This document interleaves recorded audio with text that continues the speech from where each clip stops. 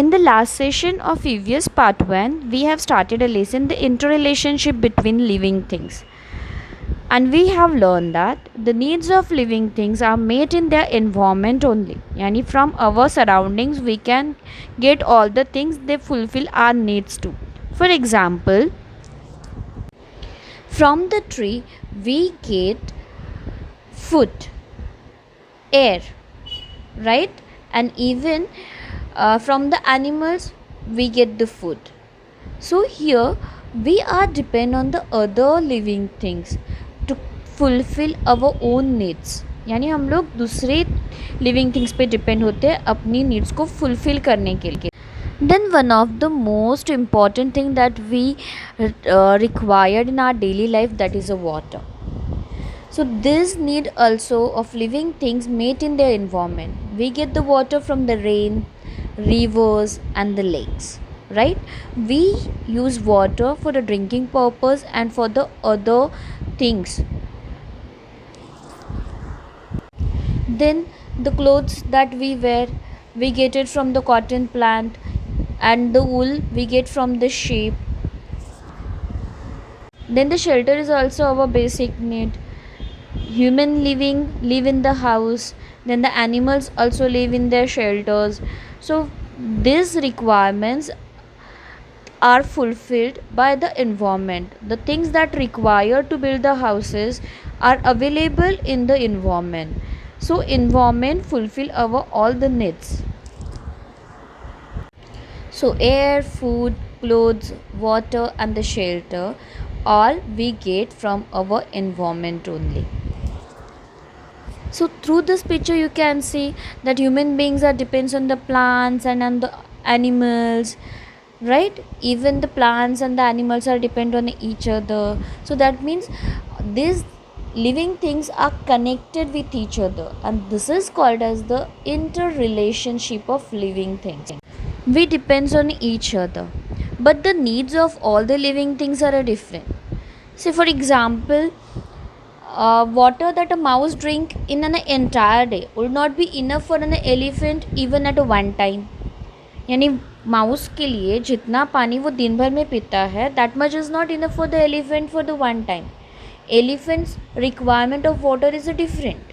So all of us require the different things. Fish can live in the water. If we remove a fish from the water, it will get die. But what about a pigeon? Pigeon can live in the water? No, pigeon cannot live. Then sheep can eat a grass or a leaves. But what about a tiger? Whether tiger can live on a leaves and the grass? No, it requires an animal to eat, right? So all the animals depends on each other for their requirements, but the requirements are different. Bulrushes can grow in the water, but not the lemon tree. Lemon tree grow on the land only. If we will put or plant a lemon tree in the water, then what will happen? The tree will get rot, right? These examples shows us that the needs of a different living things are different. यानी हर एक अलग living beings का और living things का requirement और ज़रूरत needs different होता है. That are not same at all. हर एक का ज़रूरत सेम नहीं होता है. Tiger hunt an animal and then it eat it, right? And for that tiger used to hide behind the grass. Tiger eat animals like deer, nilgai and a bison from the forest, and for that purpose it used to hide itself behind the tall grasses. Dense vegetation, tall grasses or caves are the areas where tiger can find its shelter. We keep animals in order to satisfy some of our needs. They become dear to us. We look after them well. We feed them well. We take them to a veterinary if they fall ill. Like जैसे हम लोग पेट रखते हैं या फिर काऊ buffaloes को पालते हैं, so we used to take them to the doctor. Animals are helpful and used in many ways. We get milk, meat, and egg from animals. Then some are used for carrying burdens and drawing carts. Then domestic animals are used for the farm work. Plants gives us fruits, vegetables, and the food grains. We grow plants in which are useful to us. Then we water them. We give them manure to grow. Plants satisfy our needs by giving food grains, vegetables, fruits, flowers, etc. to us. Now we are going to learn a new term, that is arboreal. Arboreal means, this word comes from the Latin word arbor, which means tree, and arboreal means living in tree. The animals who live in the tree, on the tree, that kind of animals are called as arboreal. Animals live on the trees for their safety, like monkeys, squirrels. There are many more animals, right? And whenever they eat the fruits, they used to drop that seeds from their sheets and the tree. In this lesson, we are also going to learn about the seasons too.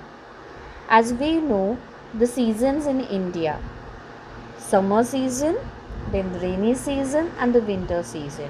And even we know in which month this season starts and when it ends. Okay, in this lesson we are going to learn about it in the detail, that what do we wear in these seasons and what do we get it. In the rainy season we use umbrella, raincoats, gumboots, right? In the winter season we use leather jackets and sweaters. Winter season in Maharashtra is also called the season of Pangal. Pangal. Pan yani patta. Gal yani girjana. So in the Marathi we use the word as a Pangal. So in the winter season most of the trees shed their leaves.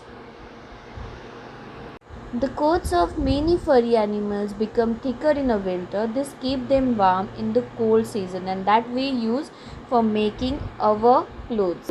As I have told you that in the winter season the pan, that means the leaves are shedded from the trees, that is a pangal.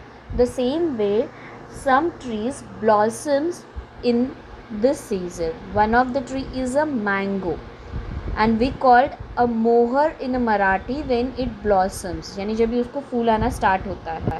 In summer season we eat mangoes and the watermelon the most, and in this season we get this fruit in the more quantity. Konkan region is famous for mangoes and even a cashew nuts, that means काजू हम लोग बोलते हैं वो. So that are we get in the summer season. Here you can say red and yellow color cashew fruit. Then in rainy season we get a jackfruit and a jamun. When we eat fruits and we throw the seeds in the rainy season, the plants started coming out of rain. Then everywhere there is greenery in the rainy season. This all of you know, it's a rainbow. In the rainy season we can see the rainbow, and somewhere we can see the hailstorm also, yani barf girta hai. What are the kids? Yes, these are the frogs. In the rainy season we see the frogs which are jumping from here and there and making the sound, right? And have you observed the color of the frog is green, because there is a greenery everywhere, and when there is no rainfall it hide under the ground for a long